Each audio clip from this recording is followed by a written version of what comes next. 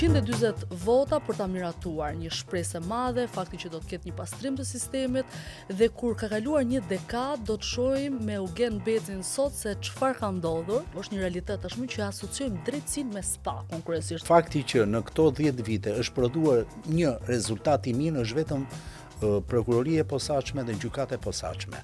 Është prodhuar ideja e fundit të pandëshkueshmërisë. Cila që në një moment në karrierë në cilin je ndier ndoshta intimiduar, i rrezikuar, ke patur frikë, Eugen? Në moment para se të hynim në sallën e gjyqit, na vijnë informacione nga shërbimet shqiptare dhe të huaja që po merren në konsiderat ideja dhe informacioni që këtë person do vinë ta marrin në sallën e gjyqit duke për t'u arratisur. Besoj që në intervistën tjetër mos flasim për fundin e pandëshkueshmërisë, po të flasim për dhënien e drejtësisë.